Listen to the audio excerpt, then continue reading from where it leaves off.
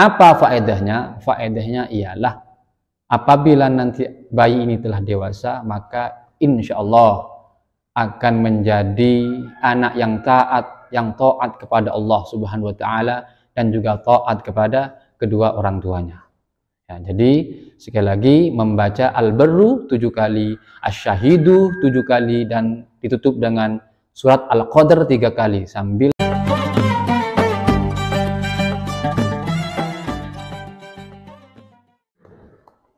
Assalamualaikum warahmatullahi wabarakatuh. Berjumpa kembali dengan Abu Alwi Channel. Semoga channel ini terus bisa memberi atau kajian yang bermanfaat khususnya untuk para pemirsa. Di konten sebelumnya saya sudah menyuguhkan sebuah kajian dengan tema amalan-amalan agar disegerakan hamil. Nah, kemudian konten berikutnya saya sudah membuat kajian bagaimana supaya tidak terjadi keguguran ketika sedang hamil. Nah, di kesempatan ini saya akan menyuguhkan sebuah kajian yang berkaitan dengan etika atau adab ketika bayi itu terlahir. Ya, maka langsung saja yang pertama ialah ketika bayi itu telah lahir disunahkan mengumandangkan azan di telinga kanan dan iqamah di telinga kiri. Ini boleh dilakukan oleh laki-laki atau perempuan. Namun ketika ada laki-laki, maka yang utama ialah laki-laki. Artinya ketika ada perempuan dan ada laki-laki, misalkan ada ayah dan bibinya atau siapa seperti itu, maka yang afdal yang laki-laki. Nah, jika laki-laki tidak ada, maka ya perempuan juga boleh seperti itu dan mendapat kesunahan. Kemudian apa faedahnya? Faedahnya ialah supaya anak tersebut terjaga dari setan yang bernama Ummu Sibyan. Ya. Ummu Sibyan ini setan atau jin yang menempel di bayi yang baru lahir. Makanya disunahkan, di antara faedahnya ialah disunahkan mengumandangkan azan di telinga kanan dan iqamah di telinga kirinya. Dan yang nomor 2 ialah tahnik. Tahnik ini meminta kepada orang alim atau orang soleh untuk mengunyahkan buah kurma, ya. Kemudian dimasukkan atau dikunyahkan ke mulut bayi tersebut dengan harapan ya untuk tabarrukan, mengalap barokah. Dan tahnik ini jika tidak memiliki atau tidak punya madu atau kurma, yang paling afdal itu dengan kurma, maka dengan madu. Kalau tidak punya madu, maka boleh dengan sesuatu makan yang manis. Yang penting tidak tersentuh oleh api seperti buah-buahan.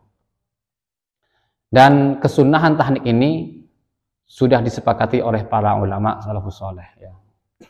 Kemudian yang nomor 3 ialah membacakan surat Al-Ikhlas, Qul huwallahu ahad, Allahus samad, dan seterusnya, itu 1 kali di telinga kanannya bayi. Kemudian membacakan surat Al-Qadr, Inna anzalnahu fi lailatul qadar, dan seterusnya, itu dibaca di telinga kirinya bayi. Faedahnya apa? Ya. Faedahnya ialah apabila bayi ini sudah dewasa, maka insya Allah akan diselamatkan dari dosa besar yang berupa zina sepanjang hidupnya.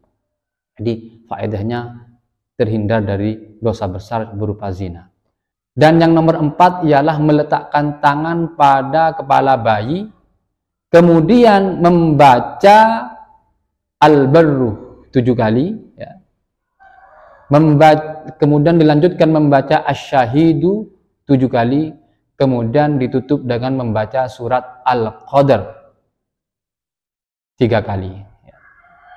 Apa faedahnya? Faedahnya ialah apabila nanti bayi ini telah dewasa, maka insya Allah akan menjadi anak yang taat, yang taat kepada Allah Subhanahu wa Ta'ala, dan juga taat kepada kedua orang tuanya. Ya, jadi sekali lagi membaca Al-Barru 7 kali, Asy-Syahidu 7 kali, dan ditutup dengan surat Al-Qadr 3 kali sambil meletakkan tangan di kepala bayi. Adab yang nomor 5 ialah akikoh. Ya. Disunahkan akikoh. Nanti berkaitan dengan akikoh, saya akan membuat kajian secara khusus. Disunahkan akikoh berdasarkan hadis Nabi Muhammad sallallahu alaihi wasallam, al-gulamu murtahinun bi aqiqatihi.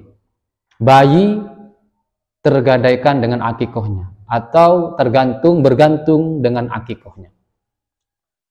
Murtahin di sini menurut para ulama, anak tersebut tidak bisa memberi syafaat kepada kedua orang tuanya, tidak diakikohkan, orang tuanya mampu pun tidak diakikohkan, maka anaknya ini tidak bisa memberi syafaat kelak di akhirat. Makanya sebagian madhab, di selain madhab Syafi'i itu ada yang mewajibkan kalau mampu.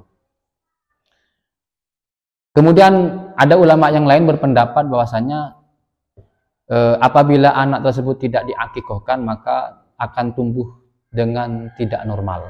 Seperti itu. Maka dianjurkan khususnya bagi orang yang mampu untuk mengakikohkan anaknya. Nah, terkait dengan akikoh, saya ulangi lagi akan memberikan kajian secara khusus agar bisa dipahami secara mendalam. Para pemirsa yang semoga selalu diberikan rahmat oleh Allah Subhanahu wa taala, demikian yang berkaitan dengan adab ketika melahirkan bayi. Semoga bisa memberi manfaat kepada para pemirsa khususnya, juga memberi tambahan ilmu untuk kita semua. Amin ya rabbal alamin. Akhirul kalam, assalamualaikum warahmatullahi wabarakatuh.